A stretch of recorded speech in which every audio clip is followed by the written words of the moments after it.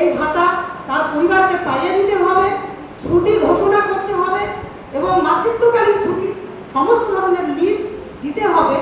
এই দাবিগুলোকে সামনে রেখে দুটি ইউনিয়ন, আমরা পশ্চিমবঙ্গ পৌর স্বাস্থ্যকর্মী ইউনিয়ন এবং পশ্চিমবঙ্গ আশাকর্মী ইউনিয়ন আগামী 22শে আগস্ট মাননীয় মুখ্যমন্ত্রীর উদ্দেশ্যে স্মারকলিপি এবং ডেপুটেশন দেওয়ার জন্য আমরা কালীঘাট মেট্রো রাসবিহারী মোড়ে জমায়েত করে এ রাজ্যের সমস্ত জেলা থেকে দুটি ইউনিয়নের দুটি সংগঠনেরই কর্মীরা আসবে।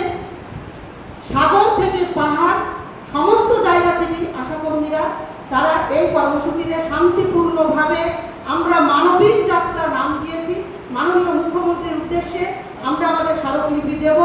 আমরা আশা করব, প্রত্যাশা করব, তিনি নানান সময়ে আশাকর্মীদের ভূয়সী প্রশংসা করেছেন, তিনি বঙ্গজননী বলেছেন, তিনি করোনা যোদ্ধা বলেছেন। আমরা নিশ্চয়ই তার কাছে এই প্রত্যাশাটুকু করব যে অনুদান নয়, আশাকর্মীদের ন্যূনতম বেঁচে থাকার মতন রাজ্য সরকারের তরফ থেকে 15,000 টাকা যে স্কিল্ড লেবারের মতন ভাতা সেটা দিতে হবে এবং আনুষঙ্গিক 5 লক্ষ টাকা যে করোনা অবস্থায় মৃত পরিবারকে তাদের পরিবারকে দিতে হবে।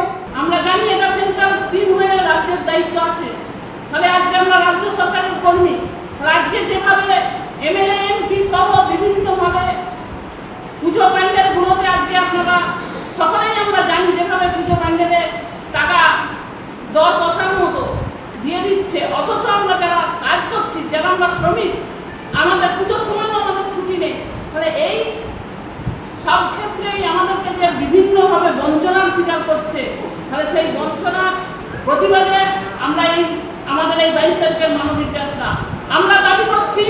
আমরা আমাদের বহু কর্মী অকালে প্রাণ ঝরে যাচ্ছে, মানে বহু কর্মী তাদের মারা যাচ্ছে, তাহলে অবসরকালীন যে আমাদের ঘোষণা 5 লক্ষ টাকা, সেটা মৃত্যু তার পরিবারকে, এই মৃত্যুর পরে তার পরিবারকে দিতে হবে এবং বছরে 3% ইনক্রিমেন্ট হিসাবে এইটা আমাদের প্রতি বছরে কিন্তু এই টাকাটা দিতে হবে।